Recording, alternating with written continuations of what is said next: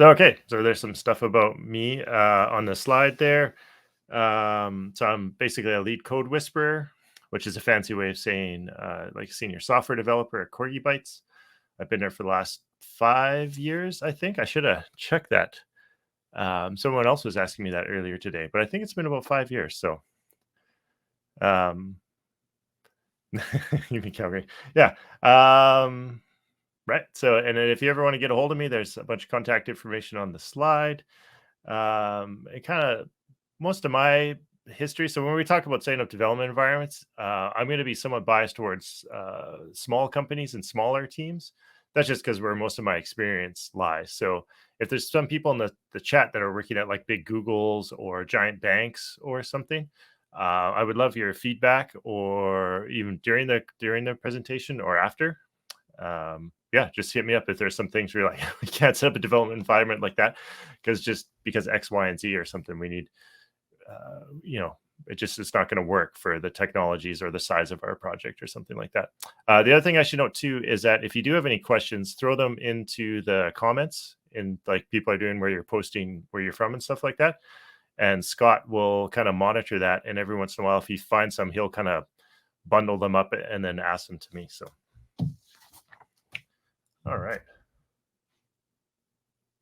Oh, and if you haven't joined the the Legacy Code Rocks Slack, I would highly recommend joining that. So I think there's been some posts about that. But that's a great little community too, where people discuss legacy code. Every Wednesday at 1 p.m. Eastern time, we have just a Zoom meeting where a bunch of us just get on there and just discuss legacy topics. And everyone and anyone's welcome to attend that. So yeah, check out these communities. It's great. All right, so what I see in there. Oh, Vienna, Austria. Oh, right on. That's great. Yeah, I love that people are from all over the world. That's so amazing. And now with COVID restrictions lifting, hopefully we can travel more and see some more of these places again. So, all right. So I guess kind of the first thing we should define is what is a development environment, and kind of I guess there's maybe lots of different definitions, but the one we're going to use is just basically it's where you make changes to your application, right? Where you need to go in, you need to debug it, you need to see what the heck it's doing, make a change, and kind of see if that change works. Kind of everyone has one. Even if if your development environment's the same as production, then production is your development environment. So it's something to keep in mind is that everyone has a development environment. It's just some are better than others, I guess would be a better way to put it. Or more pleasant is even the best way to put it. And so some of the items that are going to make up your development environment are going to include, well, of course, your application. But it's also going to include everything kind of needed to run the application, like all your third-party libraries and dependencies. So like your NuGet packages, your Ruby gems, I just started working in PHP. What are those? Composer. I think they just call them packages. Kind of any tools you need to build or run the application. So if you have a C application, you got to have your compiler there so you can compile it. If you're using an interpreted language like Ruby, you need obviously your Ruby interpreter and all that stuff. It also includes anything like, again, that your application needs. So it also includes a lot of times databases. Man, I can't remember the last time I worked on an application without a database. It's been a long time. So pretty much every application has a place where it needs to store data, and usually databases are a way to go. But that could also include maybe some S3 buckets or something that you're using, or even your local file system, right? So, and then third-party services. So if your application needs to send emails, or if it needs to interact with like a payment processor like Stripe or something like that, right? That's all bundled in.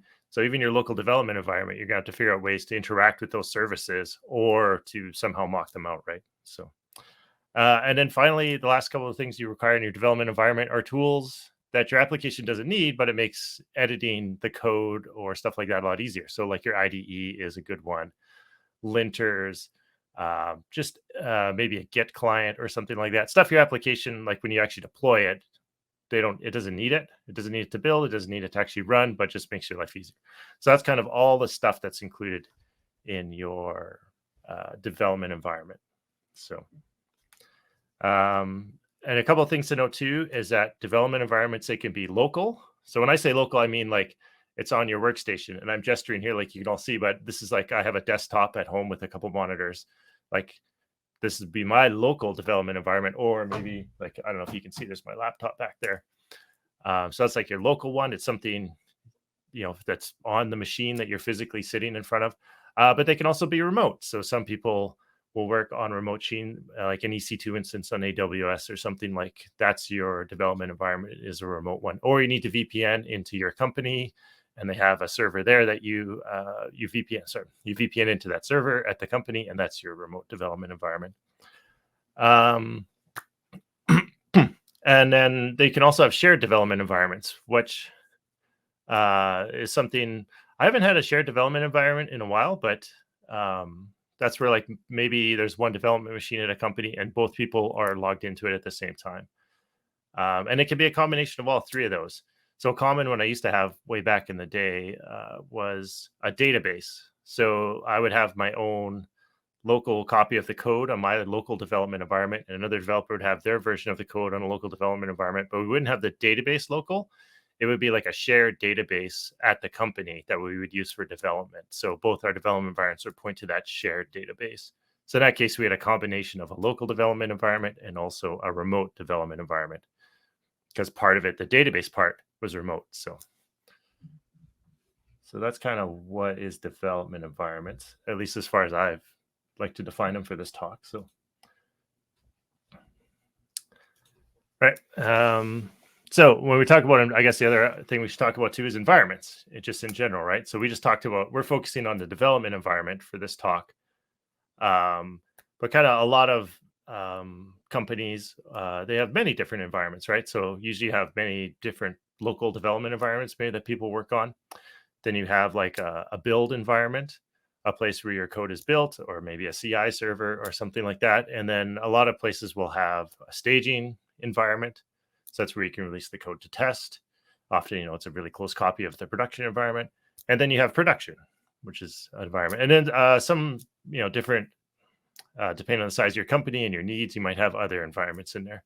Like some people might even throw in like a test environment in there. So that's kind of like, it's like staging, but it's not used for like the end users to test. It's like if developers themselves or more technical users want to go in there and test things, that's an environment that I've seen set up. Actually, another Corgi was smart enough to set that up with a client that we had. So that's an area we can go in and just make changes and try upgrading the operating system and make sure all that works.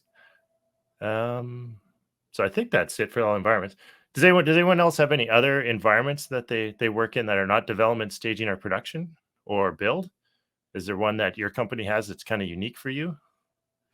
If so, just throw it in the chat there. I'm curious.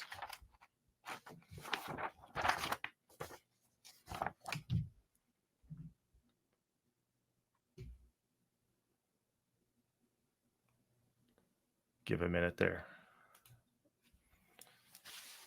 Yeah, so if you do have another environment that you work in, that's not one of the ones I listed there. Like I said, I'm super curious to hear about it. So, all right. So this is so I've been software developing for a software developer for 20 years or so.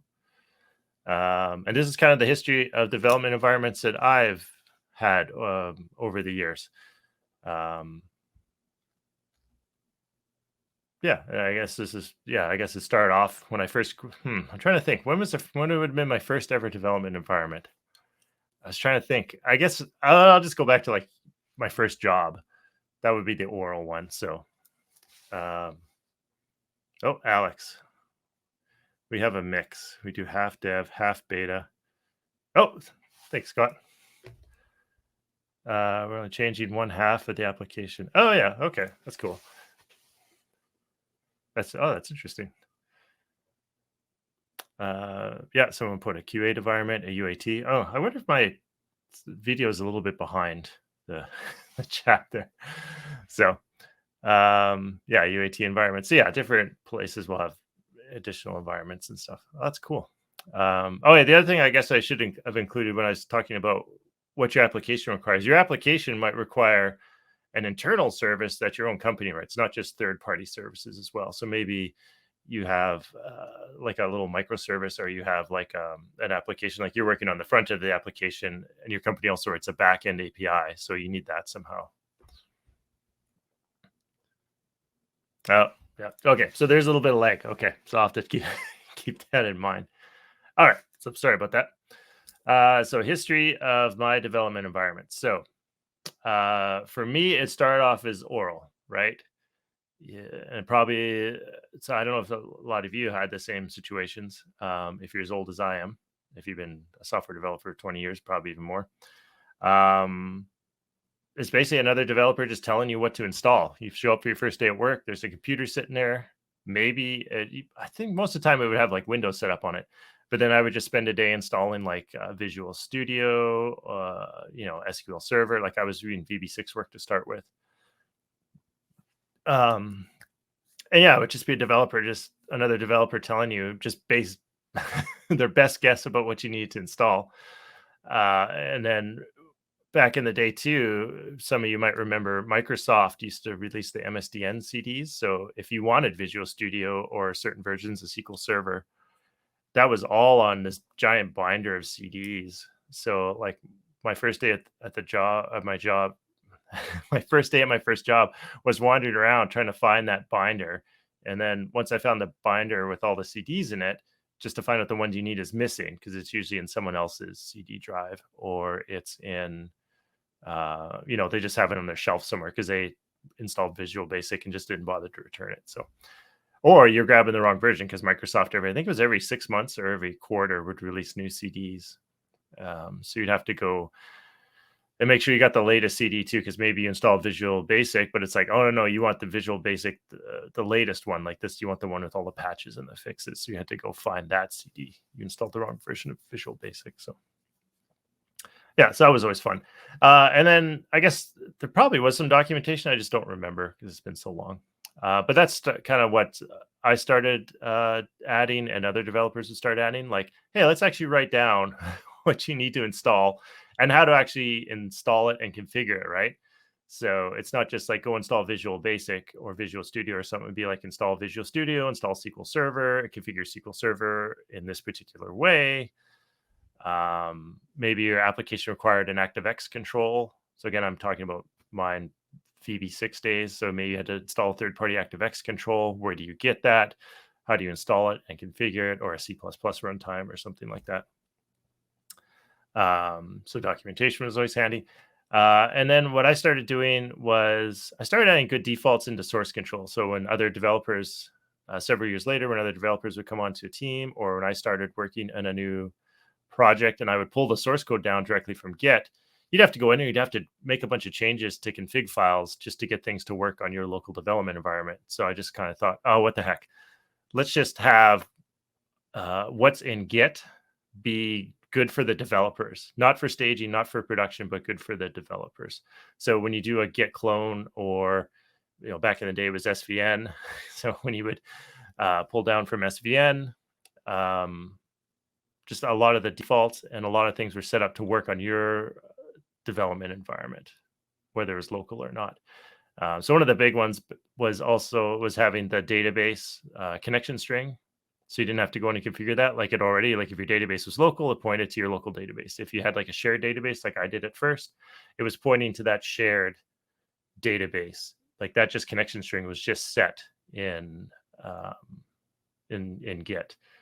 Now you can't always put everything.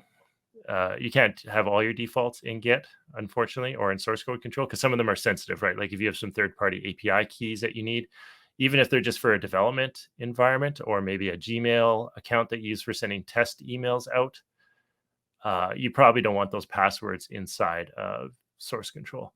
So you'll want those in your password manager. So you'll still have to, you put as many good defaults in source control as you can, and then you have to configure the couple that you need. And then what else I started doing is I started including libraries in source code control. So again, I keep referencing back to my VB6. And then I guess later on it was C# days. And that was because like certain things like C++ runtimes, that you needed. You had to go download them or something like that. So I just started dumping them at ActiveX libraries. That was the big one for me, making sure everyone had the same version of the ActiveX library. And we would just put those right into SVN, into source control. So when you pulled it, it would be just like install the one that you just got when you cloned your repository. Don't go try and find it. Don't when you download the different version or anything like that. Like it's right there. And if we ever needed to update that ActiveX, we would commit it to source code control. So fortunately, we don't have to do that anymore because things like NuGet or Ruby Gems, PHP has Composer, like all those package managers take care of most of that for you now. The only thing you might see this is some bigger companies will have their own custom, like you won't go to NuGet.org if you're at a big company, maybe like a bank or something. Inside of your bank, you're going to have like a NuGet package server there with vetted packages that you're allowed to use. So that's kind of mimicking what we have here. It's not 100% the same, but yeah. And then obviously you start scripting some of your deployment setup. So if there's something that needs to be installed, and you can write a script that will install it for you and configure it correctly, like a bash script or something like that, or a batch file in Windows. Just go ahead and do that. Save time, save money, all those good things. And then after that, I was a consultant for a while. And when I was a consultant, I had many different clients, and clients often had conflicting or different development environments they required. And so back in the day, I was still doing a lot of Windows development.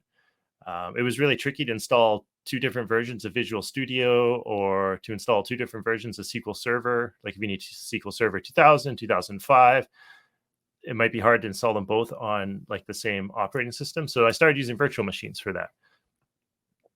Excuse me, for my development environments. And that way I could have a virtual machine for client A and a virtual machine for client B with different setups that were nice and separated from each other. Oh, excuse me. One of the problems with virtual machines though is they get pretty big and they're not the most fit, resource wise, you need a pretty nice computer to run them. Yeah, sorry, I lost my train of thought. Oh yeah, that's what I would do. And then finally, when I started working at Corgi Bytes, Docker had I think Docker had been out for a while, but people at Corgi Bytes kept talking about like Docker. And it's people like Scott and stuff, right? And I was like, I don't understand what this Docker magic is. But eventually they taught me, and I experimented with it a bit, and I found it's just like, the bee's knees for development environments, or at least it's the best thing I know of right now for setting up development environments is using Docker. And we'll go over some of that a little bit later in some of the future slides here. Yeah, it's like virtual machines, but smaller. It doesn't require as many resources, but it has a lot of the same benefits as a virtual machine. So, yeah. So, yeah, and I'm sure there'll be something, 10 years from now, like right now we're saying Docker's the best. I'm sure maybe 10 years from now, there'll be some other tool that is really good for setting up local development environments. So, yeah, if you have, I don't know, if you had any other, what is your history of development environments? If you have something different, throw it in the chat there. And we'll move on here, and then maybe we can look back at some of those chat ones. And then if anyone has any questions too, again, throw them into the chat, and Scott will ping me and throw them up on the screen there. And I'll try to save a couple of minutes at the end to answer questions too. So, all right. So, what makes a pleasant development environment? Like, what makes a development environment nice to work in? What's something that you're like, oh, I love, like, it's got like a good development environment is like a good UI. You don't even really notice it's there for the most part, right? It lets you just focus on making the changes to your application. And just gets out of your way, right? Like same with a good user interface. Like a really good user interface, you don't really notice. You're just like, I'm doing the task at hand. I don't even really notice the buttons. It's just letting me get, stuff done. And so this is what I think a good development environment is. So for starters, like we talked about before, I'm just gonna move my mouse out of the way there. There we go. What we talked about before is good defaults. So whenever you first usually get your source code from Git or anything like that, anything you have to pull down Like if you're pulling down a database you're going to use for your development, like everything should be loaded with as many good defaults for local development as possible. And again, you can't always do that because there's sensitive information for some of those defaults, right? Like you're still going to need a password manager and a env file or something like that. But just make everyone's life easy and just have those good defaults committed to source control. Or however, like if you have a database, like I said, that people pull down, just have good defaults in that database, like good test data, everything just kind of ready to go. Oh, and I see that Alex, he said that history is a familiar one. So it sounds like Alex and I have a similar history with development environments. The next one is it should be documented and automated. So wherever possible, obviously automate it, because then it's just, you don't have to do anything. I always like to think that a good developer is a lazy developer, right? So if they don't have to repeat themselves, if they don't have to write the same thing twice, if there's some way they could just automate something so they can just click a button to do it instead of manually clicking or doing 3 steps, that's a good developer. And the same with your development environment. The setup of it should be automated as much as possible, and it should be documented. And then I guess usually where the one side time where I see like usually bad documentation for development environments, well, outside of clients, is some open source projects. So you're like, oh, maybe I'll go help this open source project. And their documentation is basically like clone the repo, run this one command, and you run the command and it doesn't work and anything. And then like the third step is like, now you should be able to debug the application. You're like, but your command didn't work and there's nothing else, no other documentation. So yeah, just try to have good documentation that's easily accessible, like usually right in the README right there. So people can just get up and running as fast as they can. A good development environment should be reproducible and portable. So I should be able to basically wipe my development environment like off the face of the map. In my case, I usually talk about local ones, but even if you're doing a remote one, you should be able just to destroy everything and then reproduce it from scratch. And you should be able to do that fairly efficiently and fairly quickly. And the portable part more applies to if you have a local development environment where I want my local development environment to run on my Windows. Like I have a big Windows desktop here, and like I have a MacBook behind me, or if you have Linux, it should be portable and be able to run on as many different environments as possible. That's always nice to have. And of course, for this, depending on your development environment, you might not be able to meet all of these requirements, but you just want to get as close to them as possible, right? So the next one is versioned. So your development environment should be versioned, preferably with your source code control, or sorry, with your application in like Git or something like that. So what was I saying? Oh, sorry, I was distracted by Mike's comment. Give the laziest person the hardest job and they'll find the easiest way to get it done. He said, my dad. Yeah. All right. That's a great one. Yeah, I think that's me too. I wonder if my daughter will say that about me at my funeral or something. So what was I saying? Oh yeah. So versioned. Yeah, you want it versioned. And the nice thing about having a development environment versioned is that when you're kind of rolling out an application or updates to it, especially if you're changing things like the version of Ruby you're using or PHP, or you're changing like a third-party library or some packages, you want to test those in your local development environment first, and then roll that to staging, and then roll that to production. If everything's versioned with source control there, then you can have a branch where somebody's working on that change, but then everyone else is still working on the old version of, say, Ruby 2.7, and you'd have a branch for Ruby 3.0 making changes. And then when they merge that branch, the 3.0 branch, everyone on your team could just run whatever script, or in our case, it's, I'm going to really push for Docker. They're going to update their Docker containers to be Ruby 3, and then they're just good to go. So, and then you can also go back and see the history of what changed. It's just super nice to have. So obviously, like with things like virtual machines, I couldn't, you can't really version a virtual machine. You could create a snapshot, but it was still too big to put it in Git. So like my virtual machines I would create like the base, like here's Windows with Visual Studio and SQL Server and everything set up. And then people could use that. Like they could just take the copy of that to start as their base. but you couldn't version it or anything like that. Your development environment should be self-contained. So like a VM is a great example. That's where I started figuring out that I need self-contained environments. I didn't want client A's environment to interfere with client B's.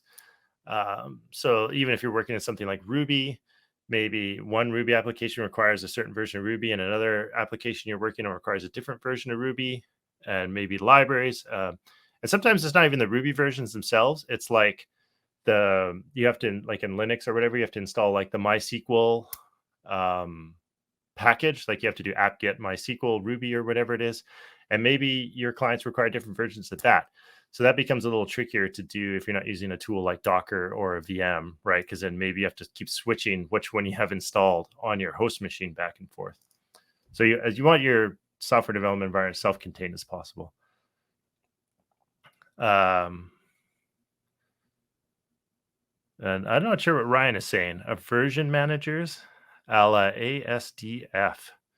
Each project gets their own language without requiring Docker VMs. I don't know. Maybe Ryan at the end you'll have to tell me more about that. I'm not sure what a version manager is. Right, yeah. So you want things self-contained as possible. Maybe it's not so big deal if you're not like even at Corgi Bytes, right? We have lots of different clients. Again, if you're just working at a company and you only have like one or two pieces of software, self-contained maybe is not as important. But try and get there as much as you can. And then finally, you want your development environment to match production as close as possible. You don't want that like it works on my machine, obviously issue. And then the other thing you don't want is if there's a bug in production, but you can't reproduce it on your machine, I guess, or vice versa. There's a bug in your development machine, but it's working fine in production, right?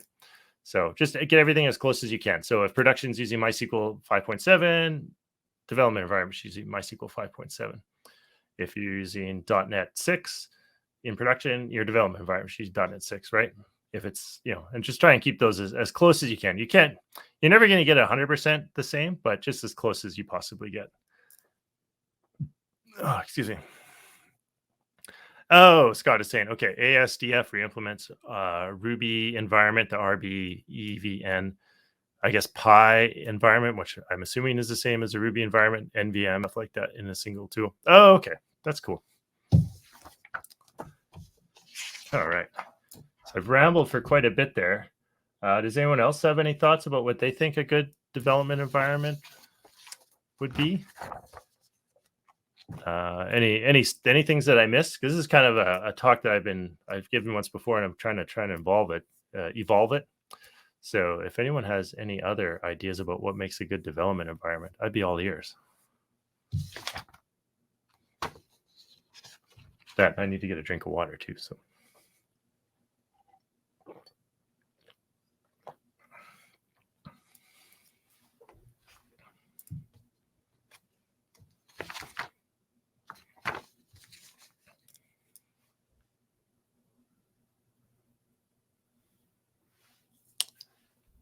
All right.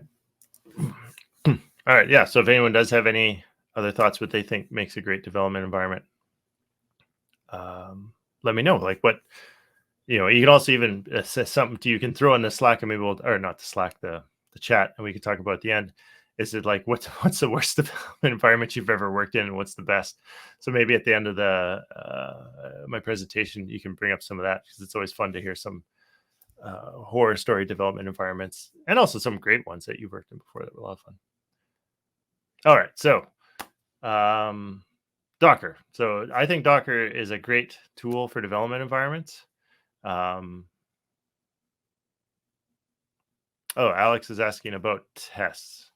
Can you ask a question about tests there? Like, you mean tests in the development environment, Alex?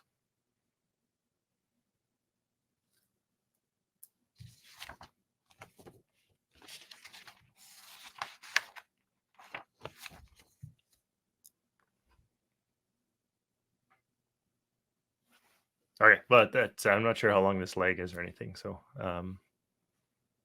oh, okay. So yeah, so right. So yeah, your development environment should be able to run all your automated tests, ideally, right? So,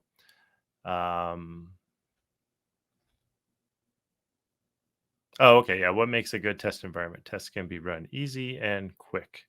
Yeah. Yeah. So I totally agree with that. Yeah. So your local development environment or your development environment in general, it should be able to run your unit tests, any integration tests that you have, and anything like that, right? So aside from just being able to run and debug the application, it should be able to do that as well. So, um, yeah, maybe that's something I need to.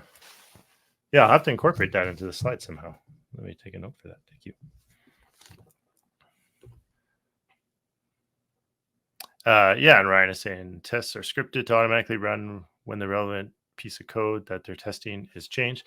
Yeah, so some depending on the tools that you're using, some IDEs or other tools will do that for you automatically, right? Like I know some JetBrains, they have like the test coverage tools, and they'll kind of just constantly be running your unit tests in the background. So you'll type for a bit, and then when it notices some changes, it'll just run. And if they're smart, they'll just run the test for that piece of code that changed. But some of them aren't as smart as other ones. That is a little bit more of a challenge with Docker sometimes. So because your code lives inside of the Docker container, kind of lives outside and inside at the same time. So some IDs have trouble with that. They struggle to do that. But yeah, that would be great.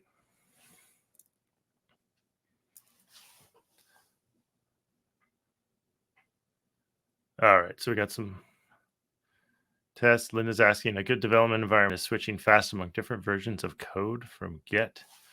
Okay. Yeah, that's always super useful to be able to just like work on one branch and then like maybe you're working in the main branch because you're working on a new feature, or you're working on your development branch, however you set up your branching, and then you get a call, there's like a serious issue in production, you got to go fix it right away, so you have to be able to quickly switch branches. Yeah, that's great. Yeah, being able to switch branches, um, and have your development environment, everything follow it. So that's where it's useful to have your development environment versioned and everything like that too. So when you switch branches, maybe you have to reset up your Docker container slightly or something like that. But if your development environment is versioned, then it makes that a lot easier. If you have like a remote machine, like maybe you have a script that just sets up a remote machine, but that script to set up that remote machine is versioned, when you switch branches, you could just be like, oh, okay, I noticed in this branch we need to switch to we need to run the script again because it's using a different version of SQL Server or something like that. So yeah, people are talking about how long does it take to switch. Yeah, that's excellent points. Well, thank you very much. I'm gonna have to add that to my future talk. So all right, so but Docker. So I'm assuming most people are familiar with Docker right now, but for me, it's like basically like a virtual machine is probably the easiest way to describe it. But like I said before, takes up a lot less resources. It's a lot smaller. It's like it takes a little bit of your it's like it takes an application and it kind of draws a little boundary around it and says, okay, everything to run the application is inside this little tiny container.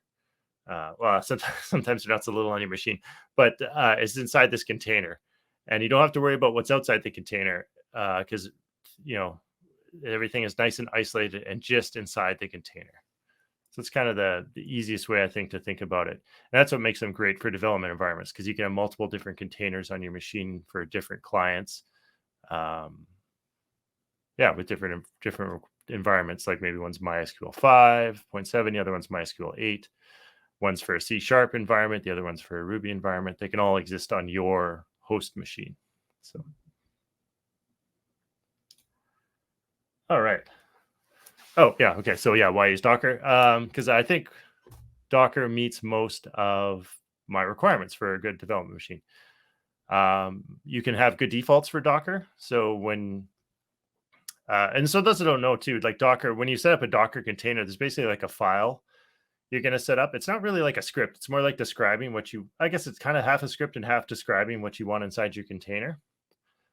And so you can put inside that script, or you can put like kind of like things outside of the script that the script consumes, that the Docker file will consume, defaults. So you can have paths set up correctly. You can make sure all the debugging tools are installed and set up properly. And you can make sure that paths for like your local database or set up correctly, or whatever database you're pointing to is all set up. So yeah, it's pretty easy to have good defaults in there. It's automated. So you just type a command like docker compose build or docker compose up to run it. So it's very automated. You don't have to manually install a bunch of stuff. And then when you type docker compose build, it's going to go through and build your container. And that's going to include installing all your third-party dependencies that you need, like using apt-get or whatever. You can also install all your like third-party package libraries like Ruby gems or NuGet packages, stuff like that. Excuse me. It's reproducible and portable. So I can have, what was I going to say there? So it's reproducible so that everyone on the team can just easily run it on their machine. So it's reproducible because I can destroy my Docker. I get reproducible and portable confused. It's reproducible because I can destroy all the Docker containers on my machine and just type a command or two, and I'm back up and running. And it just rebuilds all the containers. You just have to sit there and wait for a couple minutes for it to rebuild the containers. It's portable because it can be run on Windows, Mac, or Linux. And also because it's just easy for everyone just to run it on their machine. So I can have a Docker container on my machine, and it's going to be the same Docker container that's on your machine. So it's nice and portable. It's versioned. They're just like the Docker files, Docker compose files. They're just a bunch of files that you just throw into source code control. Usually they're in the root of your project. But of course, sometimes people put them in a Docker folder or something like that. As we discussed, Docker is self-contained. So your container is like a little self-contained container on your machine that has everything it needs to run your application inside of it. And those containers, you get multiple containers on the machine, and they're not polluting each other. Like one machine can have ImageMagick version whatever 7, the other one can have ImageMagick version 6, and they're not going to cross-pollinate, or they're not going to pollute each other's environments. Like those containers are isolated. I keep using the word containers. I guess it's a great word for containers. And it's really easy to get your Docker environment as close to production as possible. So if you're like right now, I have a client running CentOS 7 and PHP 7.4 and MySQL 5.7. So I can easily set up a Docker container that basically matches those requirements, right? So, and similar thing, if you're like, oh, we have a client on Windows 11, or we have a client on Ubuntu 20, and they're using .NET Core version 3 or version 2 or something, you can easily set that up in Docker. So that's why I like to use Docker. And I'll give you a quick example of what. So this is my usual. I think I'll just wrap this up, and then I was going to see if anyone has questions, but I'll just wrap this up, and then we can answer some questions at the end. So this is my usual setup instruction. So if you work on a project with me, this is what I usually aim for. You'll go to your README, and you're going to see about 7 steps. So again, this is me working mostly with smaller clients, with smaller development teams, like maybe 5, 10 people would be a lot. So I'd love it if other people give some stories about, maybe outside of this meeting, if we run late, about development environments in larger companies or larger teams. That'd be great. But yeah, basically, in my ideal world, like a development setup is about 7 steps. The first one is install Docker. So you have to install it. This pro tip: if you're have an M1 Mac, make sure you install the Apple Silicon version of Docker. Otherwise, you're going to run into problems. We had a new Corgi join our team, and she got a fancy M1 Mac and accidentally installed the wrong version of Docker. So that created all sorts of headaches that we just couldn't figure out why things weren't working. So I guess it's one downside. Apple M1 Macs have started breaking some of my Docker environments, which is sad. But I'm sure that'll get worked out eventually. So step 2 is just clone the repository. Step 3 is update your config settings. So that's usually just copying your .env.example to .env, and then maybe you have to go into your password manager and update like the password for your email settings or something like that. So build the containers. That's usually just a simple command: Docker compose build. So that'll build your local development environment, and it'll build any other not third party, but any other containers you rely on, such as like maybe you have a database container that you're using or a Redis container or something like that. Excuse me. And then set up your local database. So again, this is small companies with smaller databases. So this is actually possible. We're like talking databases the size of that are gigabytes. They're not like terabytes or anything like that. So depending on what you have set up, you can either, or maybe you have like a bunch of seed data. So you just need to run whatever command it is that seeds your database. Or because of core gigabytes, a lot of times we work with existing clients, getting all that seed data is kind of a pain in the butt. If they have a small enough database, you can go in there and anonymize the data and create that as the local development environment database. In that case, we just take that database and we just instantiate it or just kind of load it into the container there. So one thing to note, if you are using, if you have a database, a local development database, or even a remote one, you don't want customer data in there, depending on especially sensitive customer data. So that's why you got to make sure, especially if you're using a local one, like on your laptop, that it's anonymized, because if your laptop gets stolen, you really don't want production data on your laptop that was stolen. And then usually step 6 is run the tests. So just run all the automated unit tests. That's just kind of to make sure that everything works, is set up correctly. And then the final is just a command to bring up the container and then point your browser to port 8000 or whatever, assuming it's a web app, and you should be able to see your container. So that's what I love to see with environment setup instructions, like just 7, no more than 10 instructions. And usually this takes like about half an hour to do. So you can go through, assuming Docker install, but it's going to be about half an hour. I just actually recently recorded for a client. We just set all this development environment up for them, and I recorded a video to share with the other developers and how to do it. And that video was about a half an hour long. And it also included me taking side steps to explain some additional details. But yeah, so ideally this setting up this development environment takes about half an hour. So that's as fast as I've got it down to. I'm sure we could get it down to even less. All right, so we're getting close to time here. So sorry about that. It's running a bit long. So yeah, there's where you can learn more. So I did a previous version of this talk where you can find it on the YouTubes, along with me and another fellow Dockerizing a Rails application and just learning more about Docker. And I think I'll just leave it there just in case anyone has questions. I know we're getting to the 50-minute mark. I was rambling a bit there. But if anyone has any questions, I'm happy to stay around and chat for a couple extra minutes. Or we could also go, I think there's the hallway session. I'm happy to jump out into the hallway session and chat with people there. So yeah, thank you all very much. It's much appreciated. And thank you all for listening.